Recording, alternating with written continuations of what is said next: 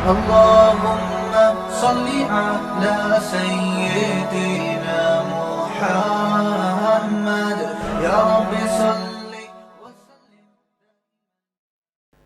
بسم اللہ الرحمن الرحیم نحمدہ ونصلی علی رسولہ الکریم. آج میں انشاءاللہ آپ کے سامنے سورہ بقرہ کا رکوع نمبر 37 اور تیسرے پارے کا رکوع نمبر 5 یعنی 37 اور 5 یہ آپ کے سامنے پیش کروں گا حسب معمول. پہلے اس کا لفظی ترجمہ مختصر گرامر کے ساتھ اور انشاءاللہ پھر اس کی تفسیر بیان ہوگی. اعوذ باللہ من الشیطان الرجیم. بسم اللہ الرحمن الرحیم. یا ایہا الذین آمنوا، اے لوگو جو ایمان لائے ہو، انفقوا خرچ کرو، من طیبات ما اس چیز میں سے پاکیزہ، کسبتم جو تم نے کمایا ہے. طیبات کا معنی پاکیزہ، مرغوب چیز کو بھی کہا جاتا ہے. جو مرغوب چیزیں ہیں جو تم کماتے ہو ان میں سے مرغوب چیزوں کو خرچ کرو. وَمِمَّا مما اصل میں تھا من ما، اور اس چیز میں سے بھی خرچ کرو اخرجنا لکم جو ہم نے نکالی ہے تمہارے لیے، من الارض زمین سے، یعنی زمین سے جو نباتات ہم تمہارے لیے نکالتے ہیں اس سے بھی خرچ کرو. ولا تیمموا، تیمم کہتے ہیں ارادہ کرنا، قصد کرنا، باب تفعل ہے، تکلفو تیممو. یہ جو تیمم کو تیمم کہا جاتا ہے نا، مٹی سے تیمم، یہ بھی اس لیے کہا جاتا ہے کہ ہم مٹی کا قصد کرتے ہیں، مٹی کا ارادہ کرتے ہیں، مٹی کی طرف جاتے ہیں اس نیت کے ساتھ کہ ہم گویا اس سے طہارت حاصل کر رہے ہیں، تو اس لیے اس عمل کو بھی تیمم کہا جاتا ہے. ولا تیمموا الخبیث، اور جو مال میں جو منہو اس مال میں سے، اس مال میں جو خبیث مال ہے اس کا ارادہ مت کیا کرو. تنفقون کہ تم اس میں سے خرچ کرو یعنی خبیث مال کو. ولستم بآخذیہ، لیسا کا معنی ہوتا ہے نہیں، اور لستم کا معنی تم نہیں. لستم یعنی ضربتم کی طرح ہے. لستم بآخذیہ، با زائدہ ہے، آخذ اخذ کرنے والا، آخذینا اخذ کرنے والے، تو ہی ضمیر مضاف الیہ ہے. لستم بآخذیہ، تم خود اس مال کو اخذ کرنے والے نہ ہو، یعنی اس طور پہ تم اس خبیث مال کو خرچ کر رہے ہو کہ تم خود اس کو لینے والے نہ ہو. یعنی ایسا مال ہو کہ تم دوسروں کو تو دے رہے ہو لیکن اگر کوئی تمہیں آ کے دیتا ہے تو تم اس کو قبول نہ کرو. الا مگر ایک صورت میں، ان یہ بات ہو کہ تغمزوا فیہ، اغمزا یغمزو، اغمازن کا معنی ہوتا ہے چشم پوشی سے کام لینا، نظر انداز کر دینا، اگنور کر دینا. الا یہ کہ فیہ اس مال میں تم چشم پوشی سے کام لے رہے ہو، نظر انداز کر رہے ہو کہ چلو لے لیتا ہوں میں، یعنی دل تو راضی نہیں ہے لیکن بعض دفعہ انسان گھٹیا چیز بھی ہدیہ قبول کر لیتا ہے، لے لیتا ہے کہ چلو یار جانے دو، جان چھڑاؤ. تو اب دوبارہ آیت کا ترجمہ کر دیتا ہوں. یا ایھا الذین آمنوا انفقوا من طیبات ما کسبتم، اے ایمان والو جو تم نے پاکیزہ چیزیں کماتے ہو اس کو بھی خرچ کرو، اور جو زمین سے ہم تمہارے لیے اگاتے ہیں اس میں سے بھی خرچ کرو، اور ان چیزوں میں سے خبیث مال کا ارادہ مت کیا کرو، خبیث چیزیں خرچ مت کیا کرو. ایسا خبیث مال کہ تم تنفقون اس کو خرچ کرو اس حال میں کہ تمہیں اگر کوئی دیتا تو لستم بآخذیہ، تم خود اس کو وصول نہ کرتے، الا یہ کہ تم چشم پوشی سے کام لے کے وصول کر لیتے تو ایک الگ بات ہے، دل کی خوشی سے اس کو قبول نہ کرتے. وَاعْلَمُوا اور جان لو ان اللہ غنی حمید کہ اللہ بے پرواہ ہے، اسے ضرورت نہیں ہے تمہارے صدقوں کی. غنی ہے، حمید قابل تعریف ہے، تو جو قابل تعریف ہوتا ہے اس سے اچھی چیز گفٹ دی جاتی ہے. یہ تفسیر میں انشاءاللہ اس کی ڈیٹیل میں بیان کروں گا. الشیطان یعدکم الفقر، شیطان تم سے ارادہ کرتا ہے فقر کا. یعدکم وعدہ کرتا ہے تم سے فقر و فاقہ کا. وَيَأْمُرُكُمْ بِالْفَحْشَاءِ اور تمہیں حکم دیتا ہے فحشاء کا، بے حیائی کا، بری بات کا. وَاللَّهُ يَعِدُكُمْ اور اللہ تم سے وعدہ کرتا ہے مغفرۃ منہ اپنی طرف سے مغفرت کا، وفضلا اور فضل کا کہ اللہ کا فضل بھی ہوگا تم پر. واللہ واسع علیم اللہ خوب کشادگی والا اور جاننے والا ہے. یؤتی الحکمت آتا یوتی ایتاء عطا کرنا. حکمت کو کہتے ہیں، دین کی سمجھ بوجھ کو کہتے ہیں، حق اور باطل میں فرق کی صلاحیت کو بھی حکمت کہا جاتا ہے. یؤتی الحکمت جس کو چاہتا ہے حکمت عطا فرماتا ہے، حق اور باطل کی سمجھ بوجھ عطا فرماتا ہے. من یشاء جس کو چاہتا ہے. وَمَن یؤت الحکمہ اور وہ شخص جس کو حکمت دے دی جائے. یؤتا پیسو وائس ہے، اصل میں یؤتا یضربو کی طرح، جس کو دے دی جائے حکمت. فقد تو تحقیق، اوتیا وہ شخص دے دیا گیا، خیرن کثیرا، بہت بڑی خیر، یعنی جس کو اللہ یہ سینس عطا فرما دیں کہ صحیح کیا ہے غلط کیا ہے، یہ سینس جس کو مل جائے تو اس کو بہت بڑی خیر اللہ نے عطا کر دی ہے۔ وما یذکروا الا اولو الالباب، یذکروا اصل میں تھا یتذکروا، باب تفعل تصرف، اور نہیں نصیحت حاصل کرتے مگر اولو الالباب، عقل والے لوگ۔ لب کی جمع الباب آتی ہے، لب کہتے ہیں مغز کو، خالص عقل کو، تو نصیحت حاصل نہیں کرتے مگر خالص عقل والے لوگ۔ وما انفقتم، اور جو کچھ تم خرچ کرو، من نفقتن، کوئی بھی نفقہ، نفقہ خرچ کی ہوئی رقم کو کہا جاتا ہے، خرچ کی ہوئی چیز کو کہا جاتا ہے، کوئی بھی چیز جو تم خرچ کرو گے، او نظر تم، نظر ینظرو کا معنی ہوتا ہے نصر ینصرو کی طرح منت ماننا، نظر کہتے ہیں نا منت کو، او نظر تم من نظرین، یا تم کوئی بھی نظر مان لو، فإن اللہ یعلمہ، تو بے شک اللہ تعالیٰ اس کو جانتا ہے، وما للظالمین من انصار، اور نہیں ہوگا ظالموں کے لیے من انصار کوئی بھی مددگار، ناصر کی جمع انصار آتی ہے۔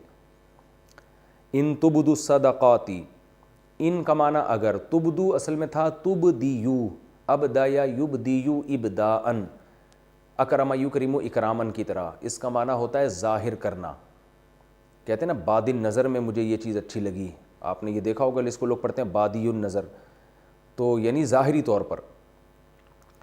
تو ان تبدو الصدقاتی، اگر تم صدقات کو ظاہر کرو، یعنی لوگوں کو دکھا کے کرو، فنعما ہی، تو بھی کیا خوب بات ہے یہ۔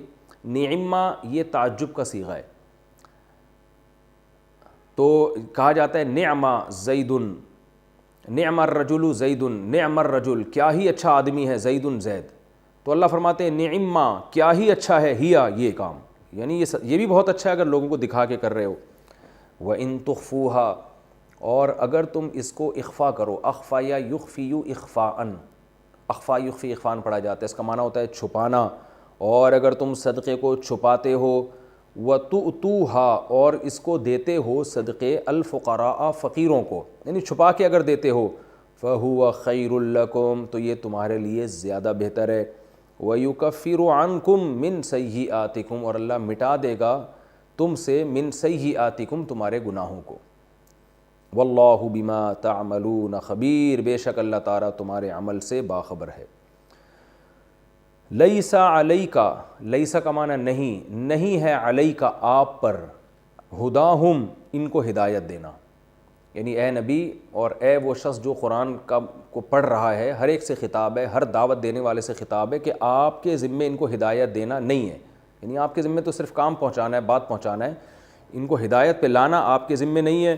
وَلَٰكِنَّ اللَّهَ يَهْدِي مَن يَشَاءُ، لیکن اللہ جس کو چاہتا ہے ہدایت دیتا ہے۔ وَمَا تُنْفِقُوا مِنْ خَيْرٍ، اور جو کچھ تنفقوا تم خرچ کرتے ہو، من خیرن کوئی بھی خیر میں سے، یعنی پیسوں میں سے، مال میں سے، کوئی بھی اچھی چیز تم خرچ کرتے ہو، فَلِأَنفُسِكُمْ، تو یہ ہے لِأَنفُسِكُمْ تمہارے فائدے کے لیے۔ انفس نفس کی جمع دل کو کہا جاتا ہے، انسانی ذات کو کہا جاتا ہے، یہ تمہاری ذاتوں کے فائدے کے لیے ہے۔ وما تنفقون، اور تم نہیں خرچ کرتے، الا ابتغاء، مگر صرف اور صرف تلاش کرنے کے لیے، وجہ اللہ، اللہ کے چہرے کو، یعنی اللہ کی ذات کی تلاش کے لیے تم یہ کام کرتے ہو۔ وما تنفقوا من خیر، اور جو کچھ تم خرچ کرو گے، من خیر اچھی چیز میں سے، یوفا الیکم پورا پورا لوٹا دیا جائے گا تمہاری طرف۔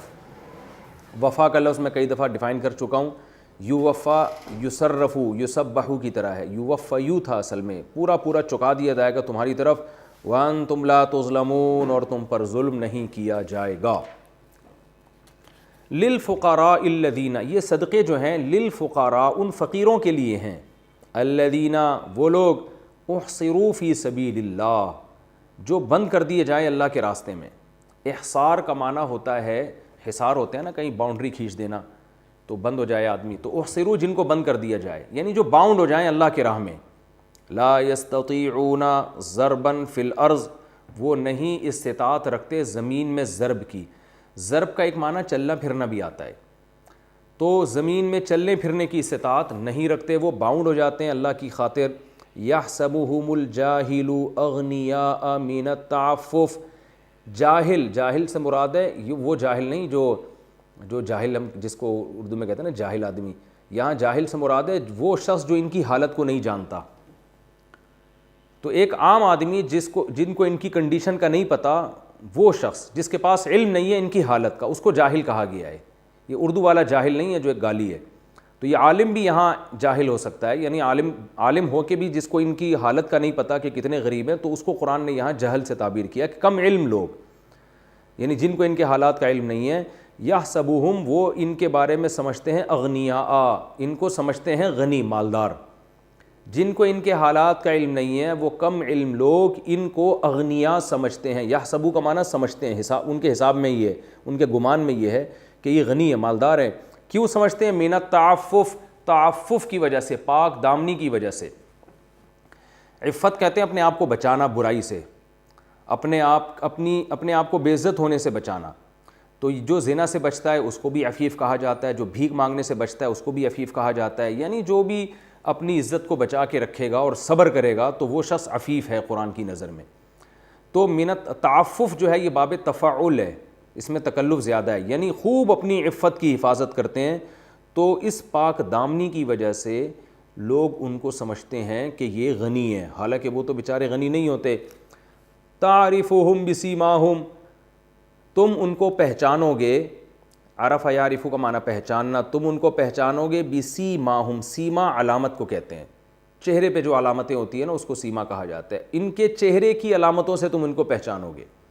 جیسے سورہ فتح میں ہے نا، سیماہم فی وجوہہم من اثر السجود، صحابہ کی صفات ہے کہ ان کی جو نشانیاں ہیں نا وہ ان کے چہروں میں سجدوں کے آثار وہ تمہیں نظر آئیں گے ان کے چہروں میں. تو سیما نشانی کو کہا جاتا ہے.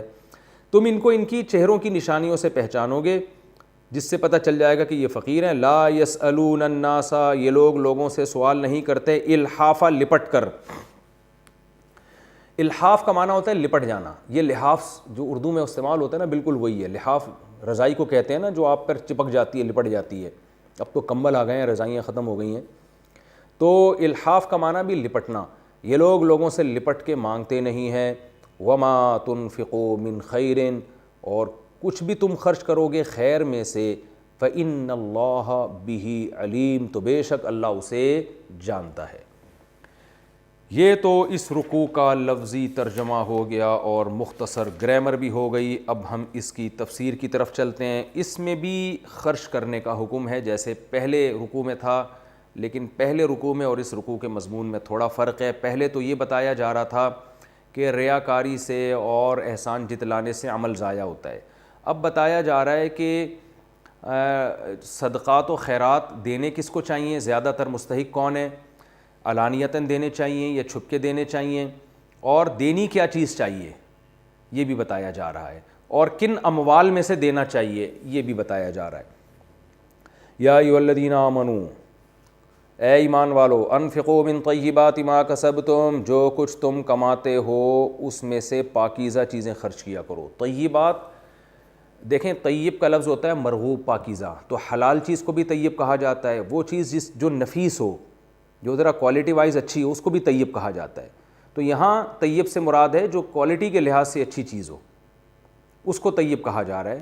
کیونکہ بعض لوگ یہ کرتے تھے، آیت کا شان نزول بتاتا ہے نا کہ اس سے کیا مراد ہے. بعض لوگ کیا کرتے تھے جب اسلام نے صدقات و خیرات کی بہت ترغیب دی، تو بعض لوگ کیا کرتے تھے زکوٰۃ میں اور عشر میں اور یا ویسے صدقے میں جو سب سے گھر میں تھکی ہوئی چیز پڑی ہوئی ہوتی تھی نا، یہ ویسی بیکار ہے، کسی کے کام کی نہیں ہے، تو وہ لا کے صدقہ کر دیا کرتے تھے.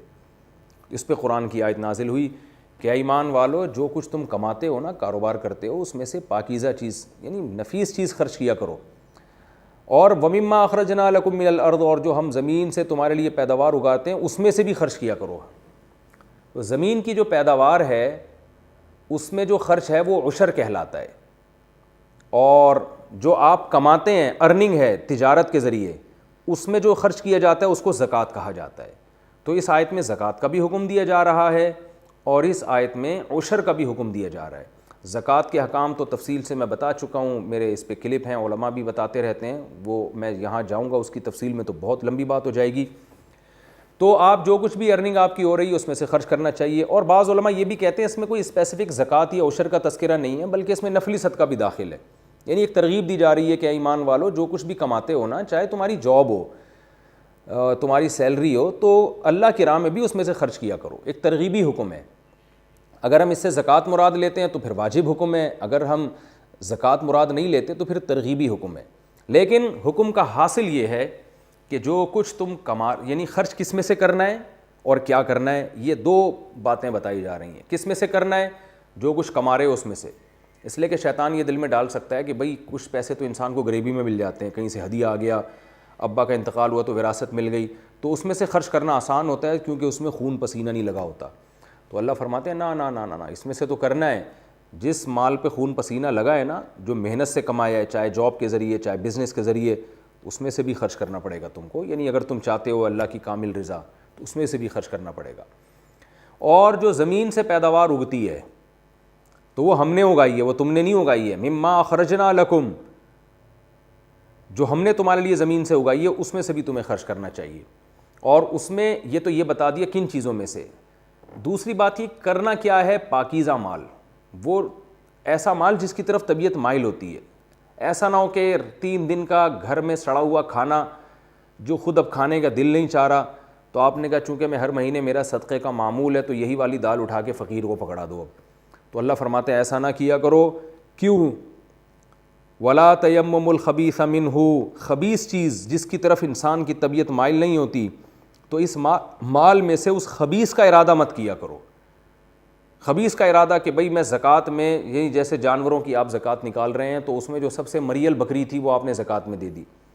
آپ اللہ کے نام پہ جانور قربان کرنا چاہ رہے ہیں تو سب سے سڑیل اور مرا ہوا جانور جو ابھی کسی کام کا نہیں تھا وہ اٹھا کے آپ نے ذبح کر دیا.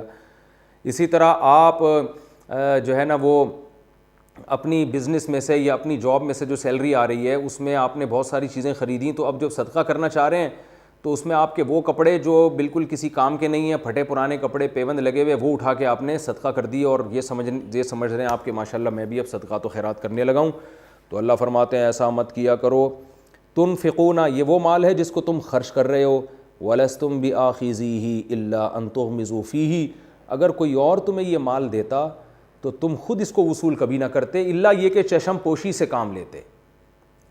یعنی فقیر کے لیے وہی پسند کرو جو اپنے لیے پسند کرتے ہو. اپنے لیے خوشی سے ایسے مال کو قبول نہیں کرو گے. ہاں اگنور کرتے ہوئے قبول کر لو تو ایک الگ بات ہے. خوشی سے تم یہ نہیں چاہو گے کہ مجھے کوئی ایسی چیز ہدیے میں دے یا صدقہ دے.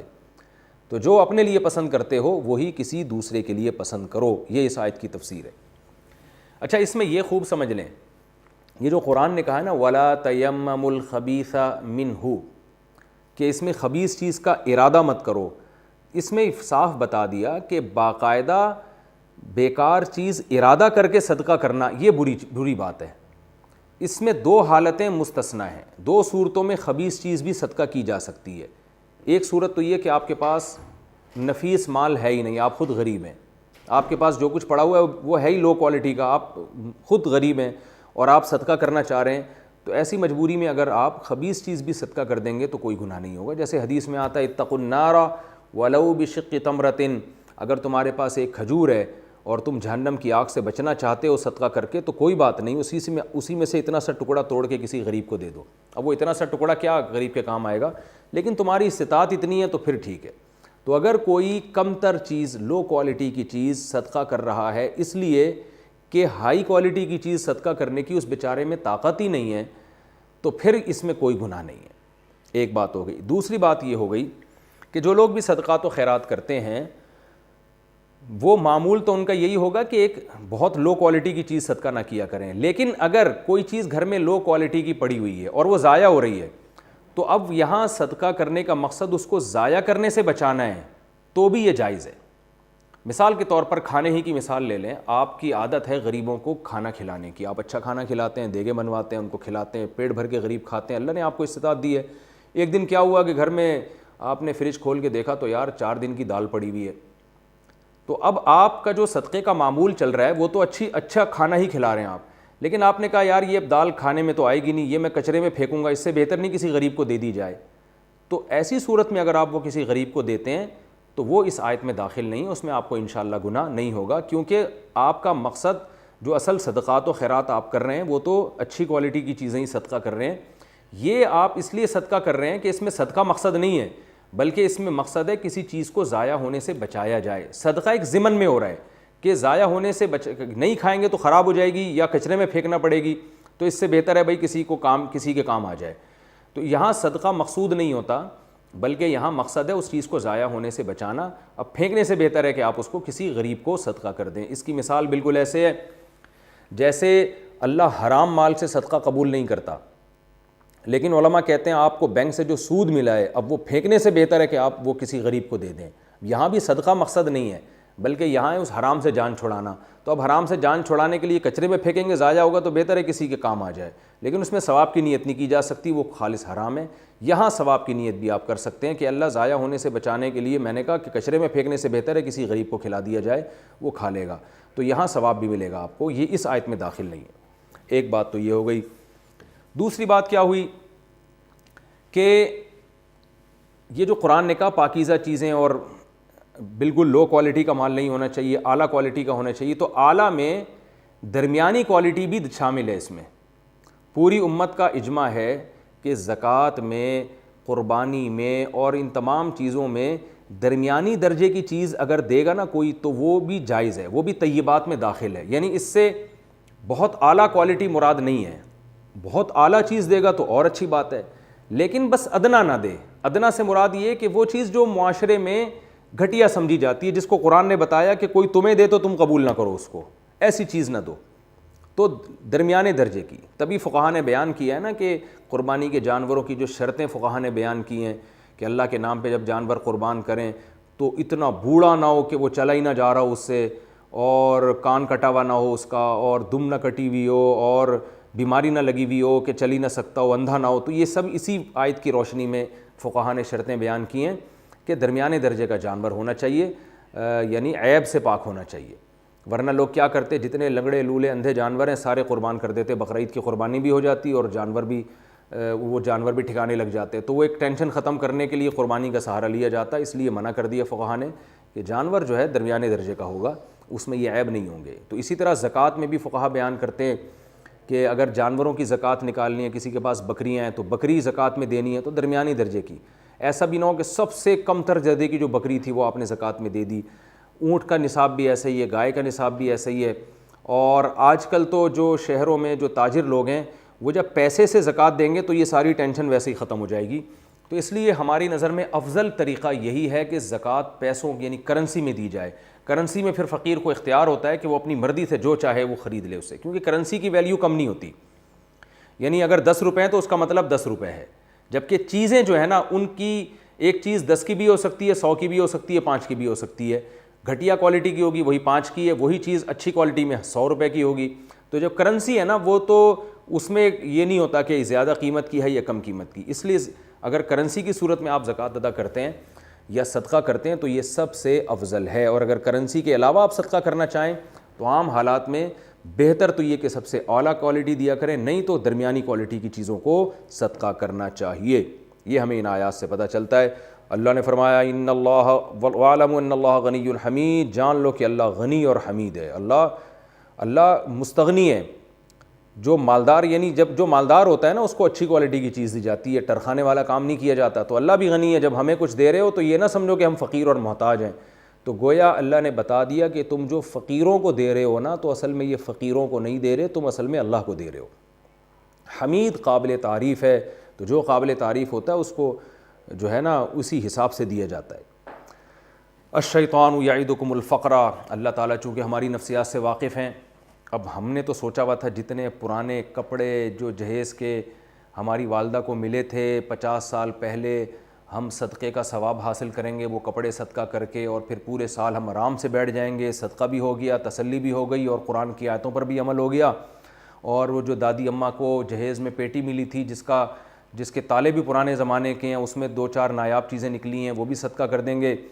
لیکن اللہ تو کہہ رہا ہے کہ بھائی اچھی کوالٹی کی چیزیں صدقہ کیا کرو، تو فوراً شیطان وسوسے ڈالتا ہے، اس سے تو تم غریب ہو جاؤ گے، اس سے تو تمہاری دولت ختم ہو جائے گی، اس سے تو یہ ہو جائے گا، اس سے تو وہ ہو جائے گا۔ تو اللہ فرماتے ہیں الشیطان یعدکم الفقر، شیطان تم سے فقر و فاقہ کا وعدہ کرتا ہے، وہ تمہیں پکا وعدہ کر رہا ہے کہ دیکھو، یعنی وعدے کا مطلب ایسی امیدیں دلاتا ہے جو یقینی ہوتی ہیں، تمہیں لگے گا کہ یقینی ہے۔ یعنی امیدیں دلائے گا. امید سے مراد یہ کہ تمہیں بتائے گا کہ فیوچر میں تم فقر و فاقہ کا شکار ہو جاؤ گے اگر تم نے صدقہ کیا, اور ایسے کرے گا جیسے پکے وعدے کر رہا ہے کہ دیکھنا ہوگا ہی ہے, ایسے تمہارے دل میں وسوسے ڈالے گا. گویا پکا وعدہ کرنے والا آدمی جیسے وسوسے ڈالتا ہے نا, کہتا ہے تم نے یہ کیا تو دیکھنا ایسا ہو جائے گا, پھر نہیں کہنا کہ یہ کیوں ہو گیا. تو شیطان ایسے تمہارے دل میں خیالات ڈالے گا اور تمہیں یقین دلائے گا بھائی تم نے صدقات و خیرات کی اور اچھی کوالٹی کی چیزیں اور صدقے میں دینا شروع کر دی نا تو تمہارا تو بیڑا غرق ہو جائے گا. اللہ فرماتے ہیں شیطان ان چیزوں کے تم سے پکے وعدے کرے گا اور تمہارے دل میں وسوسے ڈالے گا, ڈرائے گا.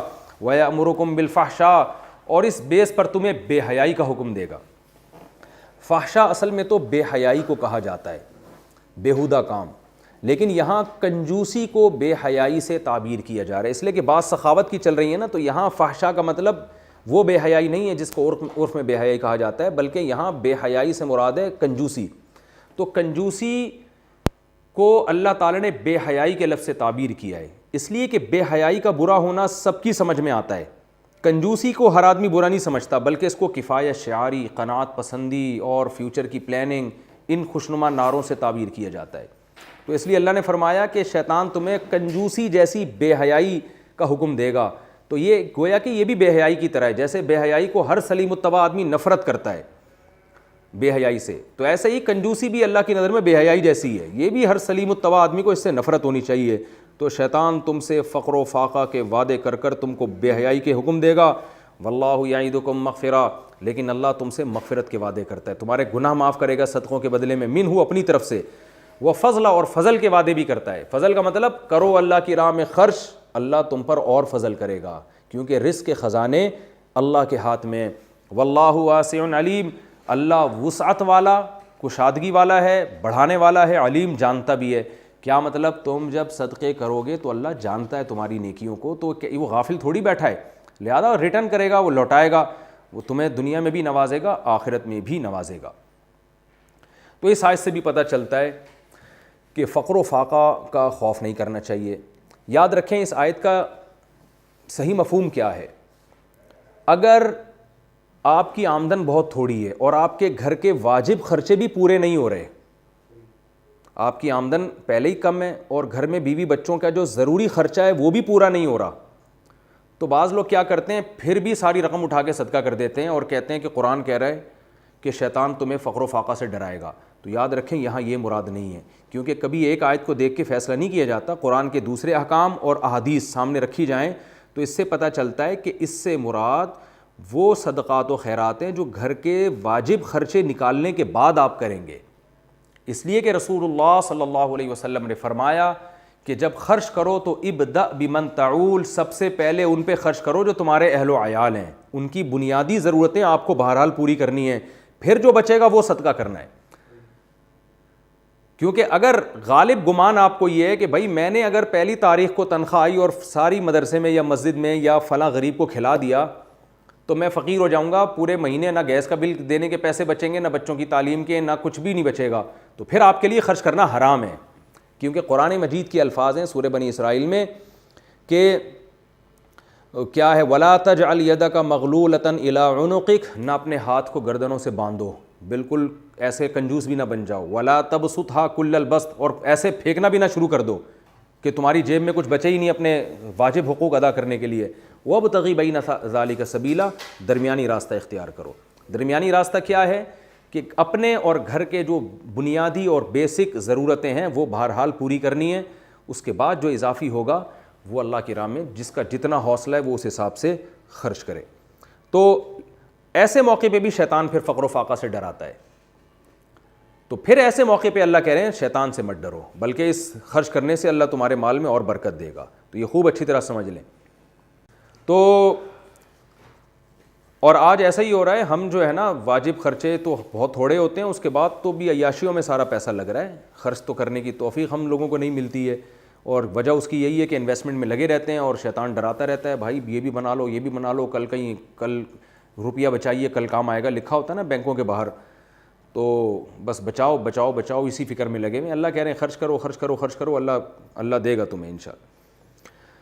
واللہ واسع علیم، اللہ کشادگی والا ہے اور علم والا ہے، یعنی اللہ سے فقر و فاقہ کا خوف مت کرو۔ اسی کو حدیث میں فرمایا انفق یا بلال ولا تخش من ذی العرش اقلال، آپ نے حضرت بلال رضی اللہ عنہ سے فرمایا، حالانکہ وہ تو غریب تھے، فرمایا بلال خرچ کر اور عرش والے سے فقر و فاقہ کا خوف مت کر، لیکن یہ اس تفصیل کے مطابق ہے جو میں نے ابھی آپ کو بتائی۔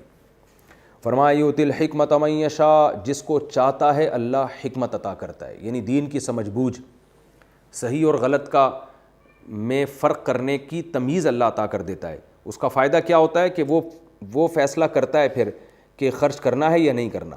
جس کو حکمت نہیں ملتی وہ کیلکولیٹر لے کے بیٹھا رہتا ہے کہ خرچ کروں گا تو پیسے ختم ہو جائیں گے، کم ہو جائیں گے، فقیر بن جاؤں گا۔ اور جس کو حکمت ملی ہے وہ جانتا ہے کہ رزق کے خزانے اللہ کے ہاتھ میں ہیں، اور جو شریعت نے جہاں واجب خرچے کیے ہیں وہ تو پہلے کروں گا، جو اضافی ہے وہ اللہ کی راہ میں لگاؤں گا میں، تو اس سے اللہ اور عطا فرمائے گا۔ تو اللہ فرماتے ہیں جس کو چاہتا ہے اللہ سمجھ بوجھ عطا کرتا ہے۔ اور یاد رکھو ومن یؤت الحکمت، جس کو حکمت عطا کی گئی ہے فقد اوتی خیرا کثیرا، اسے بے پناہ خیر اللہ نے دے دی ہے۔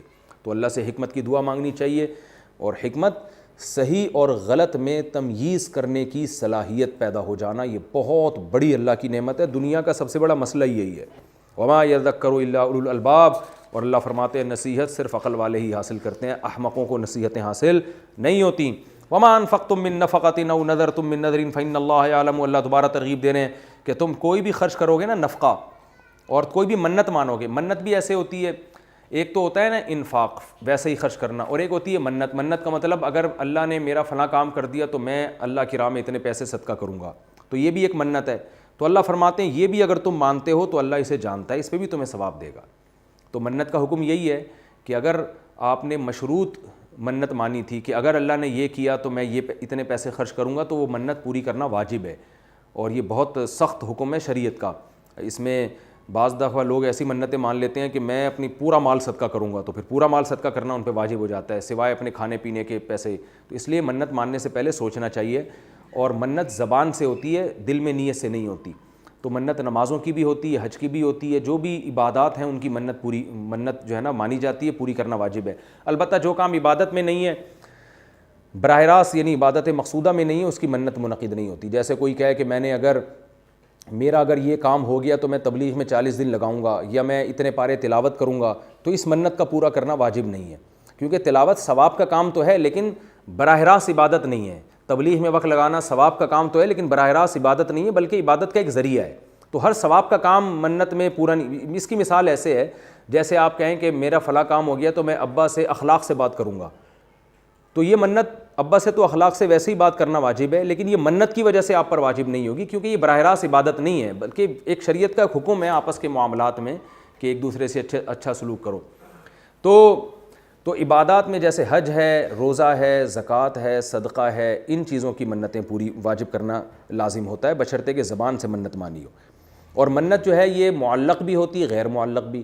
معلق کا مطلب یہ کہ اگر میرا یہ کام ہوا تو میں اتنے پیسے صدقہ کروں گا، تو وہ کام اگر ہو گیا تو صدقہ واجب ہے، نہیں ہوا تو واجب نہیں ہے۔ اور بغیر شرط کے بھی ہوتی ہے کہ آپ دل میں یعنی زبان سے یہ کہہ دیں کہ میں فلاں دن روزہ رکھوں گا، یا میں اگلے مہینے اتنے پیسے صدقے کروں گا، تو یہ بھی منت پھر زبان سے اگر آپ نے منت کی نیت سے یہ الفاظ کہے ہیں تو پھر اس پر بھی یعنی آپ کو پورا کرنا واجب ہے، اور قرآن میں اس کی بڑی تاکید ہے، احادیث میں بھی۔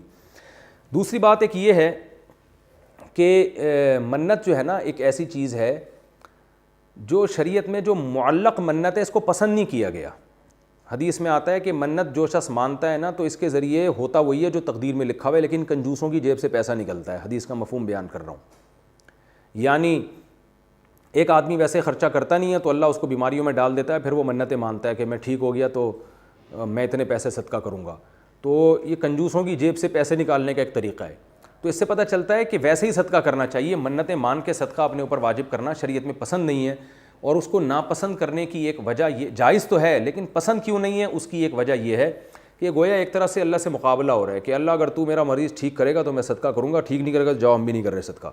تو یہ اس میں یعنی مطلب یہ کہ ایک قسم کا گویا اللہ کو چیلنج کیا جا رہا ہے، تو مقابلے بازی کی ایک صورت ہے۔ تو ہونا تو یہ چاہیے اللہ تو میرا مریض ٹھیک کر یا نہیں کر، ہم نے تو صدقہ کرنا ہے، یوں ہونا چاہیے۔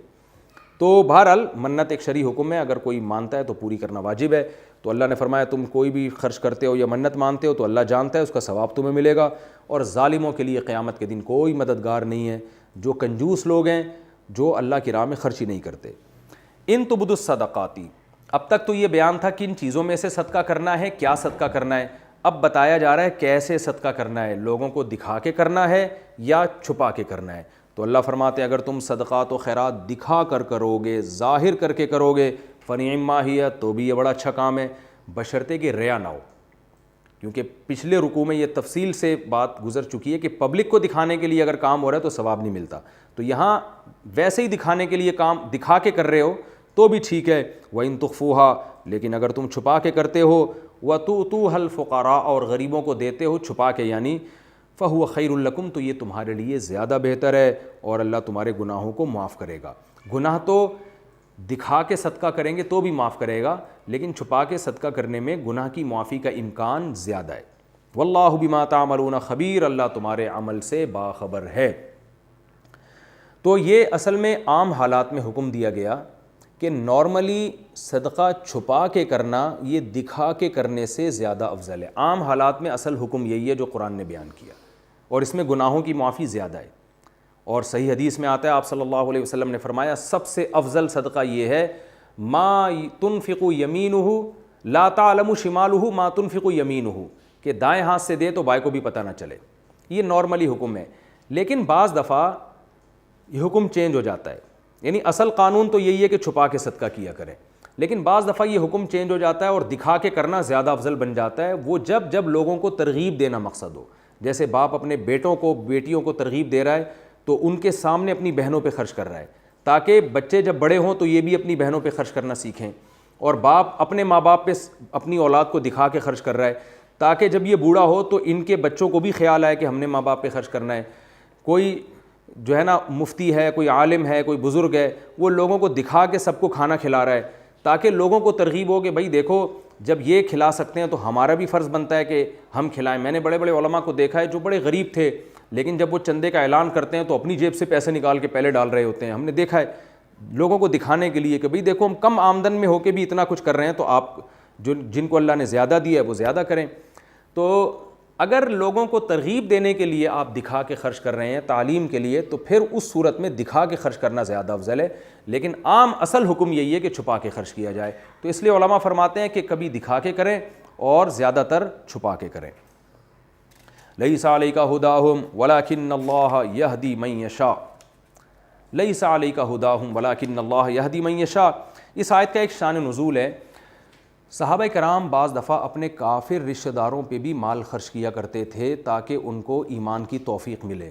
تو ان کو سوال ہوتا تھا پتہ نہیں کافر پہ خرچ کرنے کا ثواب ملے گا کہ بھی نہیں ملے گا. دوسری بات, اگر ہم ان کو پہ خرچ نہیں کریں گے تو یہ اسلام کے قریب نہیں آئیں گے, تو کیا ہمیں گناہ تو نہیں ملے گا؟ تو اللہ نے ان دونوں باتوں کا جواب دیا. پہلی بات, اگر یہ ہدایت پہ نہیں آتے تو آپ کو گناہ نہیں ملے گا, کیونکہ آپ کا کام ہے بات پہنچا دینا. آپ نے پہنچا دی, وہ عمل کریں گے تو ان کی مرضی, نہیں کریں گے تو آپ سے نہیں سوال کیا جائے گا. لہذا اگر آپ ان پہ خرچ نہ کریں تو کوئی گناہ نہیں ہے. ایک بات تو یہ کہ آپ کے ذمے ان کی ہدایت نہیں ہے.